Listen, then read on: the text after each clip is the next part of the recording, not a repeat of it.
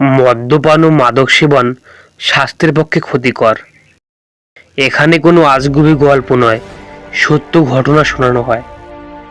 কি হবে যদি নিজের অজান্তেই উঠে পড়ি একটা নিশির গাড়িতে?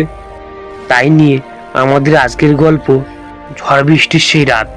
সম্পূর্ণ ভূমিকায় আমি কৌশিক। আপনারা যদি এখনো আমাদের হোয়াটসঅ্যাপ চ্যানেলে যুক্ত হয়ে না থাকেন, তাহলে হোয়াটসঅ্যাপ চ্যানেলের লিংক ডিসক্রিপশন বা কমেন্টে দেওয়া রইল, অবশ্যই যুক্ত হয়ে নেবেন। তাহলে আজকের গল্প শুরু করা যাক। হ্যালো, কে? আপনি কি কেএস কম্পিউটার শপ থেকে বলছেন? হ্যাঁ, আমি কেএস কম্পিউটার শপ থেকে বলছি। আমরা আপনার কি সেবা করতে পারি? আগের মাসে আপনাদের দোকান থেকে আমি একটা কম্পিউটার কিনেছিলাম, কোনো কারণবশত ওটা আর অন হচ্ছে না। আপনার নামটা বলুন। আমার নাম অনিমেষ শিকদার, বাড়ি কাঁঠালপাড়া, নদিয়া। ঠিক আছে, কালকে আমাদের দোকান থেকে একজন লোক আপনার বাড়িতে পাঠিয়ে দেওয়া হবে। এখন বাজে বেলা 12টা। আমরা এসে পৌঁছেছি কৃষ্ণনগর সিটি জংশনে। এসে শুনলাম কৃষ্ণনগর টু নবদ্বীপ লোকালটা আসতে আজকে একটু লেট হবে। 2 ঘন্টা বসে থাকার পরেও ট্রেন আসার নাম নেই। স্টেশনের একজন দোকানদারকে জিজ্ঞাসা করলাম, দাদা, কৃষ্ণনগর টু নবদ্বীপ লোকাল কখন আসবে? ট্রেন এতক্ষণ এসে যাওয়ার কথা, কোনো কারণে লেট হচ্ছে হয়তো। কথাটা বলতে না বলতেই হুইসেল বাজিয়ে ট্রেন প্রবেশ করলো।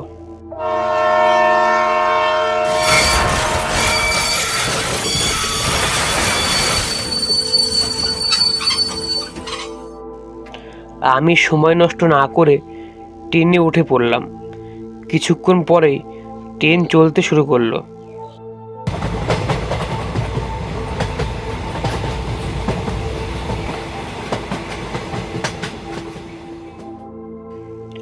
এখন বাজে বেলা 5টা।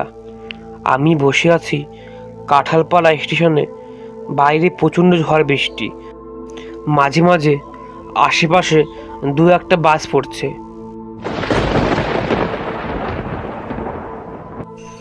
আমি সেই কাঁঠালপাড়ার ছেলেটিকে ফোন করলাম, দাদা, আপনার বাড়ি কাঁঠালপাড়া কোথায়? কথাটি বললাম আমি। একটা গাড়ি নিয়ে সোজা চলে আসুন দক্ষিণপাড়া মোড়ে, সেখানে আমি দাঁড়িয়ে আছি। এখন ঝড়টা একটু কমেছে। আমার পাশে বসে থাকা লোকটাকে আমি জিজ্ঞাসা করলাম, দাদা, বাস স্ট্যান্ডটা কোন দিকে? স্টেশন থেকে বেরিয়ে ডান দিকে 5 মিনিট হেঁটে বাম দিকে তাকালেই দেখতে পাবেন স্টেশন। সেই অচানা লোকটার কথা মতো ডানে গিয়ে বামে তাকিয়ে দেখতে পেলাম স্টেশন। কোনো বাস তো দূরের কথা, একটা অটো বা টোটোও নেই। সেই সময় দেখি একটা লোক আমাকে ডাকছে, দাদা, ও দাদা, আপনি কি কাঁঠালপাড়া যাবেন? হ্যাঁ, আমি কাঁঠালপাড়া যাব। সেটা আপনি জানলেন কি করে? আপনি যখন ওই লোকটাকে বলছিলেন, আমি তখন শুনেছি। একটু পরে একটা টোটো আসবে, আপনি একটু বসে অপেক্ষা করুন, এই টোটোটা কাঁঠালপাড়া যাবে। অগত্যা তার কথা মতো আমাকে অপেক্ষা করতে হলো। এর মধ্যে বৃষ্টিটা আরও বেড়েছে। সেই সময় একটা টোটো হরেন বাজিয়ে আমার দিকে এগিয়ে আসছে। বলছি, দাদা, আপনি কি কাঁঠালপাড়া যাবেন? হ্যাঁ হ্যাঁ, উঠে পড়ুন, উঠে পড়ুন। এই ঝড় বৃষ্টির মধ্যে দিয়ে আমাদের টোটোটা এগিয়ে চলেছে গন্তব্যের দিকে। বলছি, দাদা, আপনার বাড়ি কোথায়? আমি সামনে বসে থাকা লোকটার উদ্দেশ্যে বললাম, কাঁঠালপাড়ার শেষ দিকে আমার বাড়ি। মনে হচ্ছে আপনি এখানকার না। আপনার বাড়ি কোথায়? আমি যে এখানকার না সেটা আপনি জানলেন কি করে? তাছাড়া আমার বাড়ি কলকাতার বিধাননগরে। আমার বাড়িও কলকাতার বিধাননগরে। এই কথাটি আমার পাশের সিট থেকে ভেসে আসছে।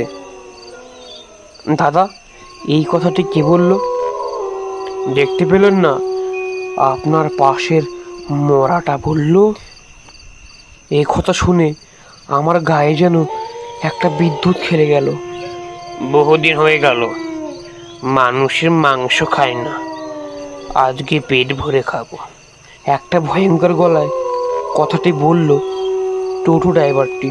আস্তে আস্তে পাশের লোকটা হাত আমার দিকে এগোচ্ছে। আজ খাবো, মানুষ খাবো, আজ খাবো, মানুষ খাবো, একই সুরে বলে চলেছে সে গাড়ি ড্রাইভারটি।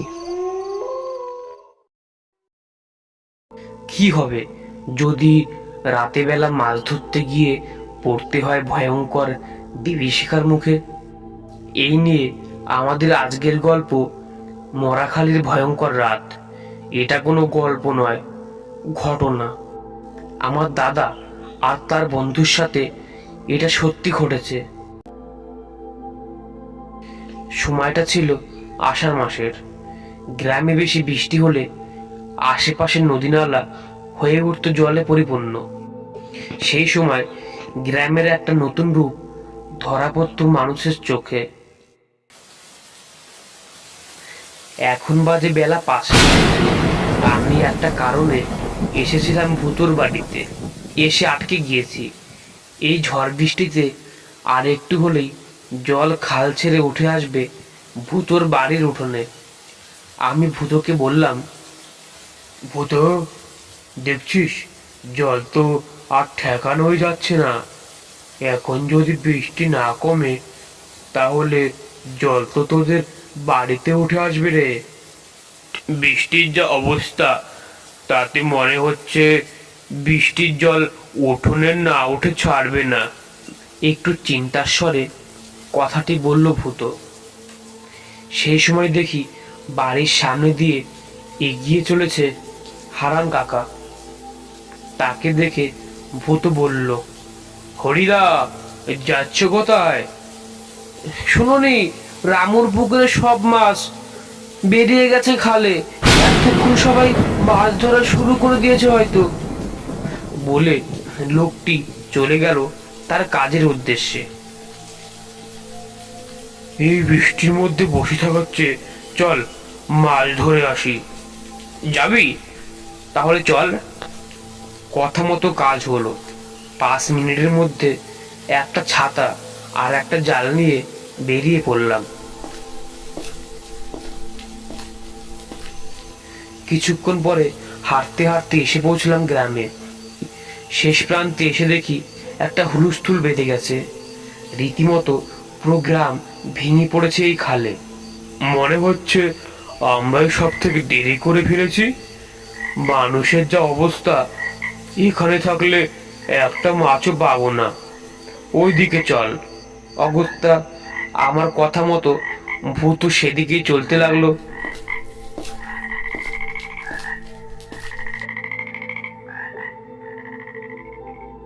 এখন বাজে রাত 7টা। দুজন লোক খালের মাঝখানে জলের মধ্যে জাল তুলছে। এই জালগুলোকে প্রথমে জলের মাঝখান দিয়ে পাততে হয়। মাছ চলাফেরা করার সময় জালে জড়িয়ে পড়ে। ওই দেখ, সাপ বেঁধেছে। এখন জাল কেটে সাপটাকে বের করতে হবে। মাছ যেমন চলাফেরা করার সময় জালে আটকা পড়ে, তেমনি আটকা পড়ে সাপ। সাপ যেখানে আটকে যায় সেখানে একটা ফাঁস কেটে দিলেই সাপটা আবার জাল থেকে ছাড়া পায়। মাছ তো অনেক ধরলাম, জালটা তুলে রওনা দেব বাড়ির দিকে। জালটা তুলতে তুলতে কথাটি বললাম আমি। কিছুক্ষণ পরে তারা জালটা তুলে হাঁটা ধরলো বাড়ির দিকে। হঠাৎ পিছন থেকে একটা শব্দ ভেসে এলো। একটা মাছ দিয়ে যা। কিরে, দিবি না? এটা হচ্ছে মোরা খাল। বহুদিন আগে গ্রামে কেউ মারা গেলে তাকে এখানে পুঁতে রাখা হতো। কে কে কথা বলে ভাবে? আমি আমি রে আমি রানু। এই কথা শুনে আমাদের গায়ে যেন একটা ঠান্ডা স্রোত খুলে গেল। 2 বছর আগে রামু মারা গেছে, তাকে এখানেই পুঁতে রাখা হয়েছিল। সাধন, পালা পালা সাধন। আগে হয়তো বলা হয়নি, আমার নাম সাধন। আমরা দুজন এই কাদার মধ্যে ছুটতে শুরু করলাম। ভূত আমাদের পিছনে, তার পা উল্টো দিকে। কিরে, মাছ দিবি না? মাছ দিবি না? দে একটা মাছ। সাধন, মাঝিরও একটা ভূতের দিকে ছুড়ে দে, না হলে আমরা এখানে মারা পড়বো। কিরে, মাছ দিবি না? মাছ দে। সে ভূতটা একই সুরে বলে চলেছে। সাধন, সময় নষ্ট করিস না, মাছের ব্যাগটা ছুড়ে দে। সেদিন রাতে আমরা যেমন তেমন করে বাড়ি ফিরেছিলাম, কিন্তু আনতে পারিনি সেই মাছের ব্যাগটা। শেষ হলো আমাদের আজকের গল্প, মরাখালের সেই ভয়ঙ্কর রাত। আপনাদের সাথে আমি কৌশিক। আমাদের আজকের গল্প শিমুর আলীর ভয়ঙ্কর মেস। সম্পূর্ণ ভূমিকায় আমি কৌশিক।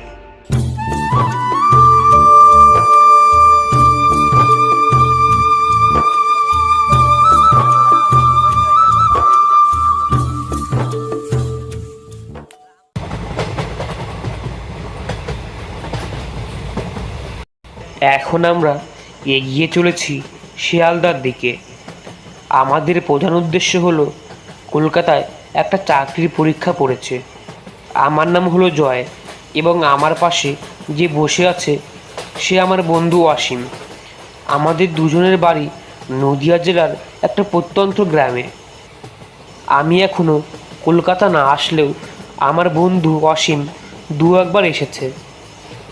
শিয়ালদা আর কত দূর? একঘেয়েমি এই যাত্রা আর ভালো লাগছে না। আর বেশি দূর না, মাত্র 45 কিলোমিটার। একটু চুপ করে থেকে বাইরের দিকে তাকিয়ে কথাটি বলল অসীম। আরে ও দাদা, কি করছেন দাদা, কি করছেন? কি? এত চেঁচামেচিতে পিছন দিকে তাকিয়ে দেখি একজন লোক ট্রেনের ইমার্জেন্সি চেন টেনে দিয়েছে। আশেপাশের লোক ঘিরে ধরেছে সেই লোকটাকে।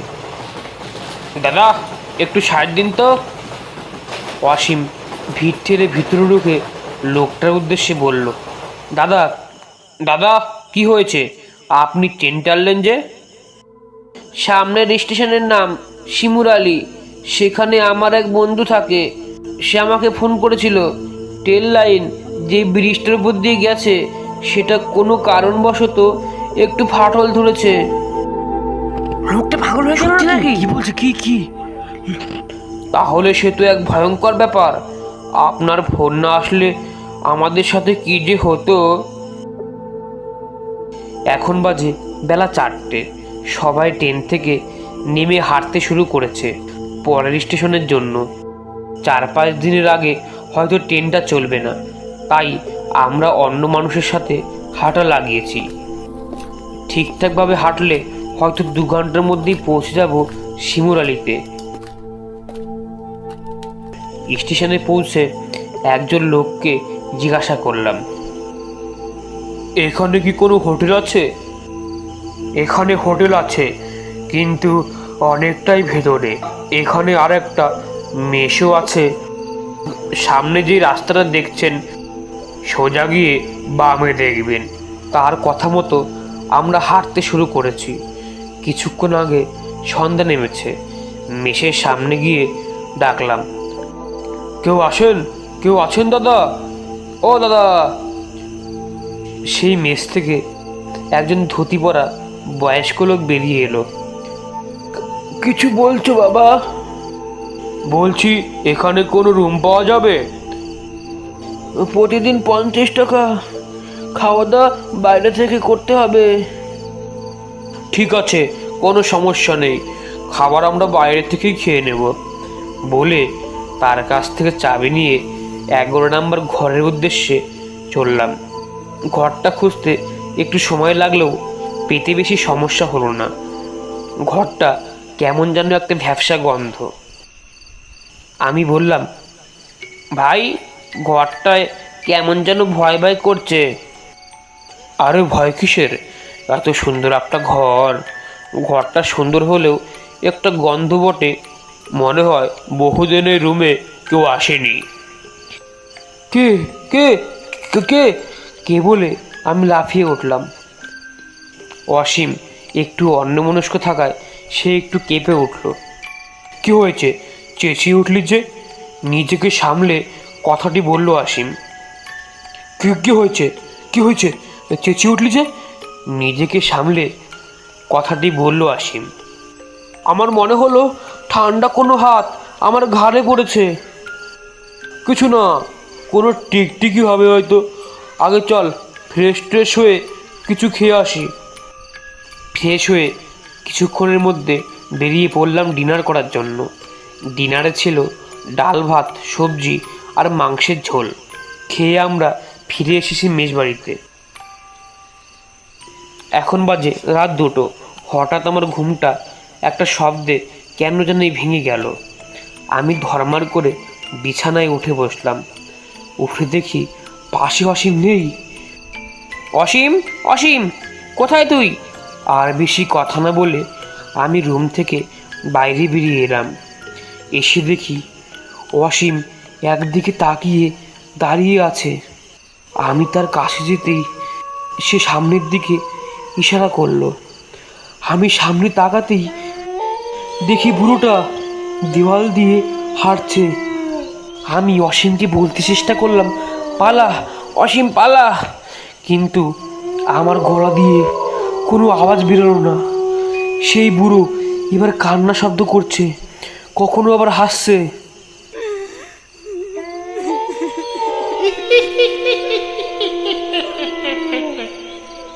রাতের নিস্তব্ধতা কাটিয়ে অসীম বলল, রুমের মধ্যে চল, রুমের মধ্যে চল, সম্ভবত ওইখানে কোনো মন্দির থাকতে পারে।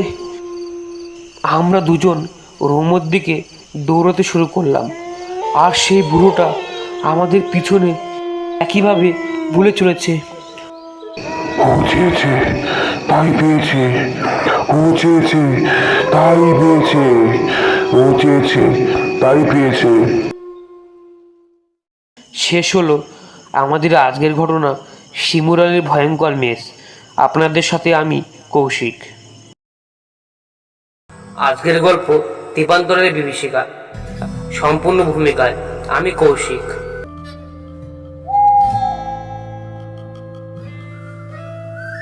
যেমন একটা ভুল সবার জীবনে একটা শিক্ষা এনে দেয়, তেমনই এনে দেয় মহাবিপদ।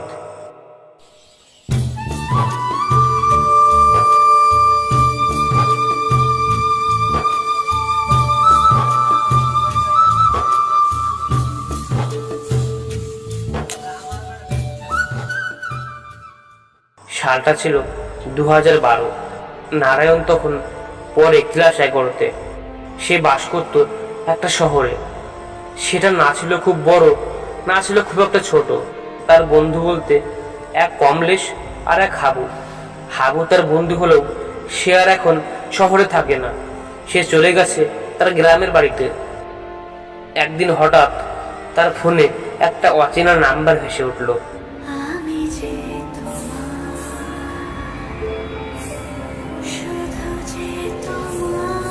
ফোনটা ধরে সে বলল, হ্যালো, কে? কি রে নারায়ণ, কি খবর? ফোন তো করিস না, ভুলেই গেলি নাকি? শালা হাবু, এতদিন পর তোর মনে পড়লো? না রে, তোর নাম্বারটা হারিয়ে গিয়েছিল, কাল খুঁজতে খুঁজতে পেলাম। শোন, সামনে রবিবারে আমার বোনের বিয়ে, তুই আর কোমল চলে আসিস। বলে সে ফোন রেখে দেয়। সারা জীবন কমলেশকে হাবু কমল বলেই ডাকে। এখন বাজে রাত 7:30। একটু আগে নারায়ণ ট্রেন থেকে নামলো। এখন নারায়ণ বসে আছে প্ল্যাটফর্মের একটা চেয়ারে। বাইরে ঝমঝম শব্দ করে বৃষ্টি পড়ছে। এখন রাত 9টা। নারায়ণ প্ল্যাটফর্মের পাশের একটা দোকান থেকে ছাতা কিনে হাঁটতে শুরু করেছে। চারিপাশে ফাঁকা, মাঝে মাঝে বৃষ্টির ফোঁটা গাছের পাতা থেকে ছাতার উপরে পড়ছে। সেই শব্দ মনে হচ্ছে কে যেন পিছনে পিছনে হেঁটে আসছে। আশেপাশ থেকে ভেসে আসে অজস্র ব্যাঙের শব্দ। সবকিছু মিলে যেন একটা ভয়ঙ্কর রাত। হঠাৎ একটা শব্দে নারায়ণের ঘোরটা একটু কাটিয়ে দেয়। শব্দটা একটা লোকের। ভালো করে শুনে সে বুঝতে পারে কেউ যেন তার নাম ধরে ডাকছে। নারায়ণ, কিন্তু এই প্রত্যন্ত গ্রামে তাকে কে চেনে? এই আঁধারি অন্ধকারে একটা লোক তার দিকে এগিয়ে আসে। হঠাৎই নারায়ণ বলে ওঠে, তুই এখানে? তুই না কাকা কাকিমার সাথে দার্জিলিং গিয়েছিলি? সে কোনো কথা না বলে সামনের দিকে চলতে শুরু করে। মাঝে মাঝে তাকে দেখে সে বলে, ও আমার বন্ধু, তোরা আমার কোনো ক্ষতি করবি না। কিরে কমলেশ, তুই কার সাথে কথা বলিস? কমলেশ তার কথার কোনো জবাব দেয় না।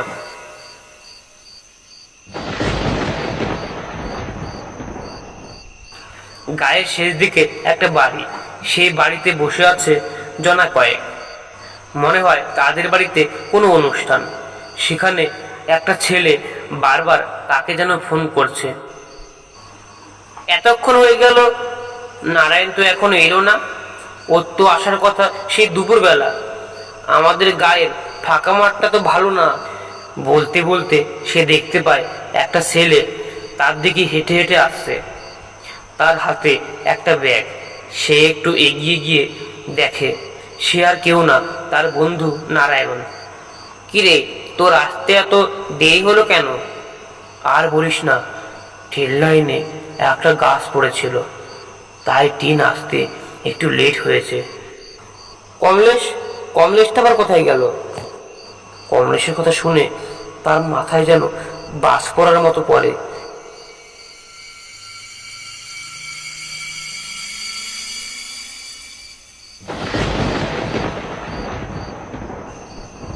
সে কথা বলে না, তাকে বাড়ির ভিতরে নিয়ে যায়। তোকে ফোন করার পরে কমলেশকে ফোন করেছিলাম। তার মা বাবা বাড়ি ফিরেছে। আর কমলেশ? দার্জিলিংয়ে সাপের কামড়ে তার মৃত্যু ঘটেছে। নারায়ণ কিছু ভাবতে পারে না, এটা কি করে সম্ভব। কমলেশ তো তার সাথে আসলো, কিন্তু সেটা কি তার চোখের ভুল? এটা ভেবে সে অজ্ঞান হয়ে পড়ে। সে জানতে পারে এই ফাঁকাটা ছিল তেপান্তরের মাঠ। এই নামটা সে আগেও শুনেছে হাবুর কাছে। শেষ হলো আমাদের আজকের গল্প, তেপান্তরের বিভীষিকা। সম্পূর্ণ ভূমিকায় আমি কৌশিক। এই গল্পটি সম্পূর্ণভাবে সত্য ঘটনা।